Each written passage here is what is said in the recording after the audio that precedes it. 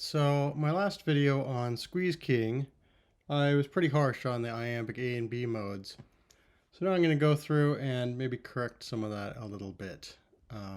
Maybe I shouldn't have been quite as harsh as I was. There are ways to use those modes with quite a bit of squeezing.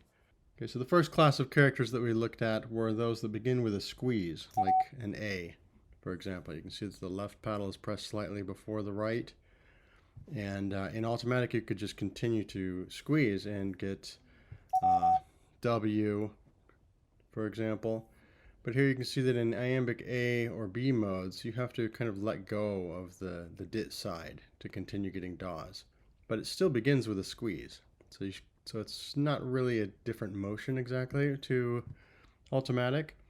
It doesn't have to be a slap like that. And actually you can see that I got my timing wrong here, that's the main, drawback to slapping back and forth, is you're leaving the timing up to yourself rather than the keyer.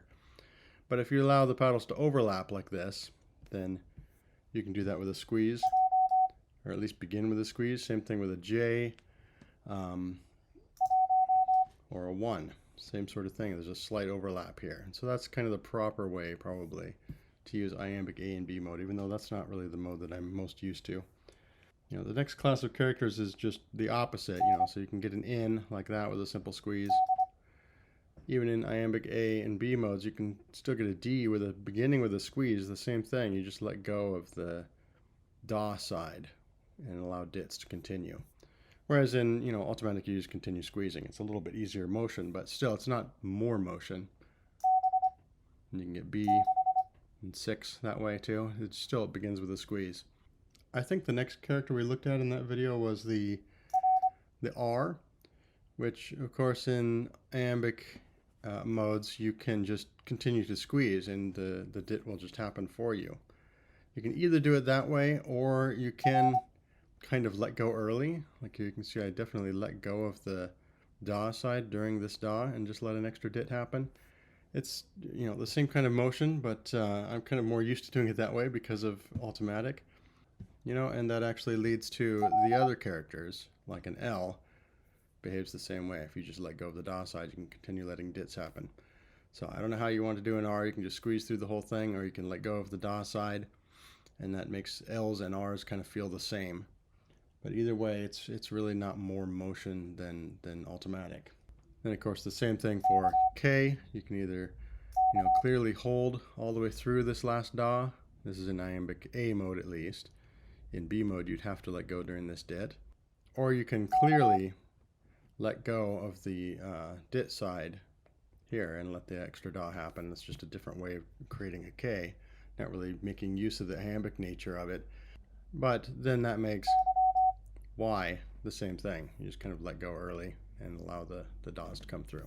Then of course C is the easiest character of all, just simple squeeze, which that's the one that's better in the iambic modes than in automatic.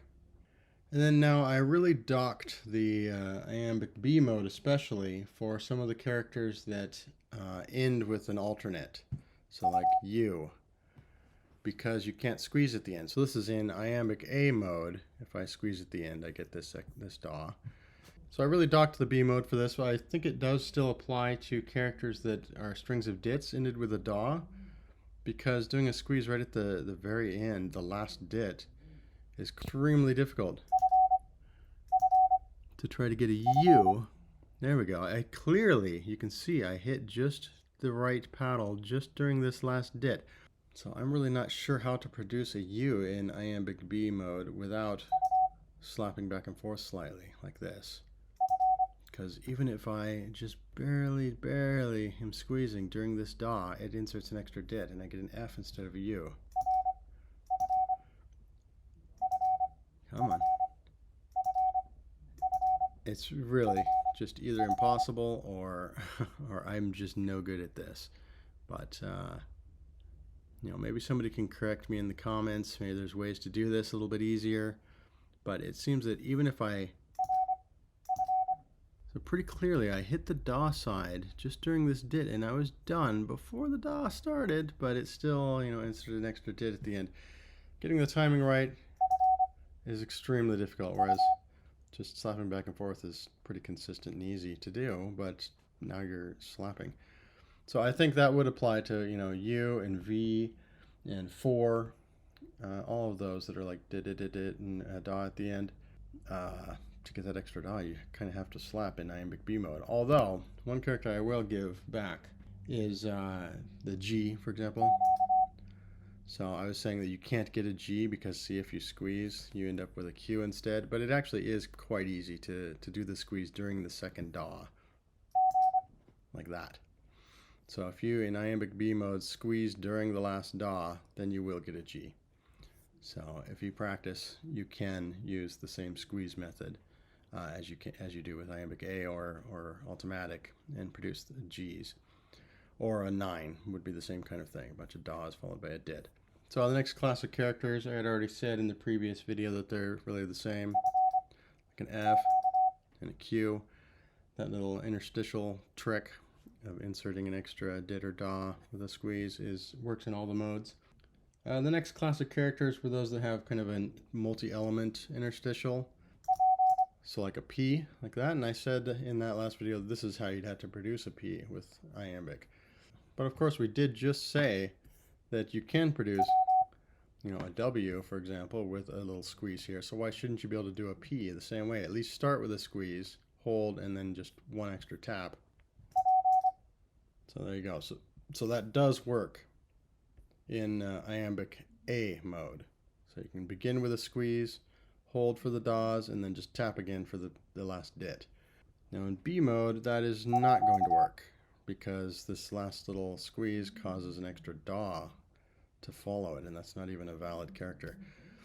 So again, I think it is valid to dock B mode for this. For A mode, though, it's not as bad as I thought. It's not slapping back and forth completely. You do just hold the DAW side the entire time, and it begins with a squeeze and just one little extra tap. So it's kind of like, in Ultimatic, you have to tap twice to get a C. Well, here you have to tap twice to get a P instead, whereas a C is a single squeeze. So those two kind of cancel out between the two methods.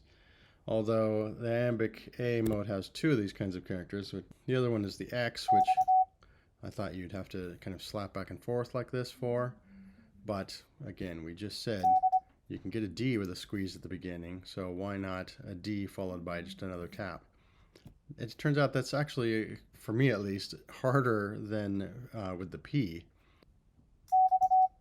like that.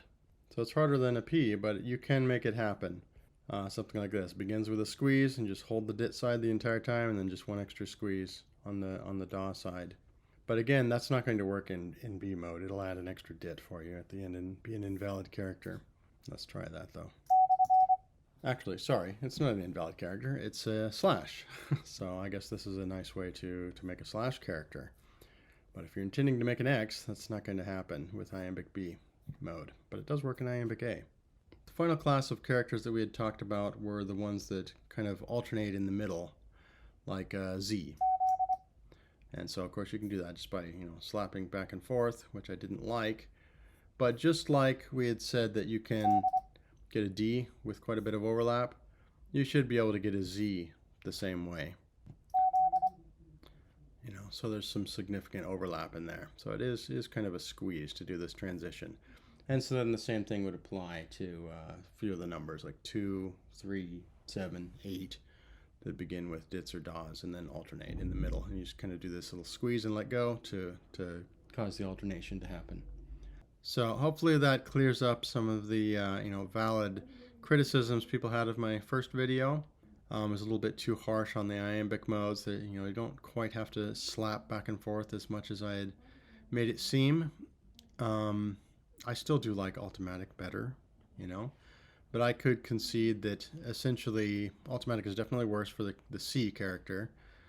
And I would say that in the Iambic modes, the P and X and question mark, those ones that have multi-element interstitials, even though I did show how now you can do it with like a squeeze and a let go and a re-squeeze, that's still two motions in those modes, whereas it's just a single squeeze in Ultimatic. Those are definitely worse in the Iambic modes, but they're not quite as bad as I made it seem.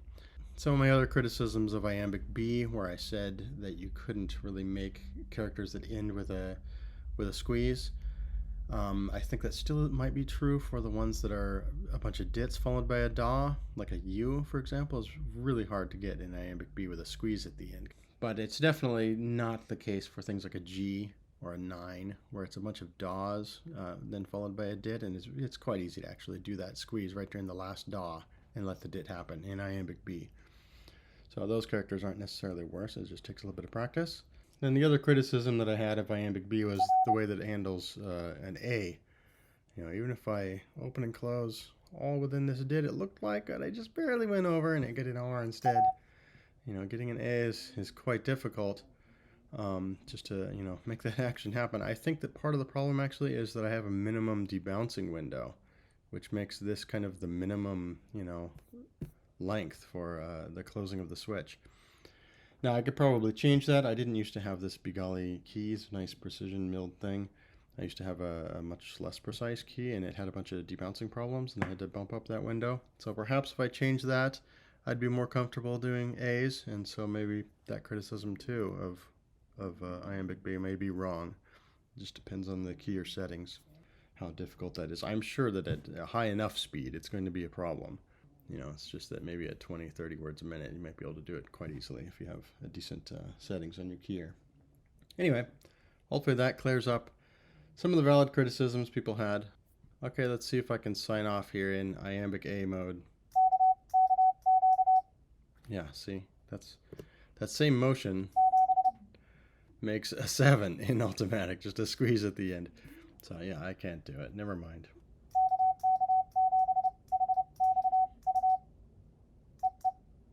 See you later.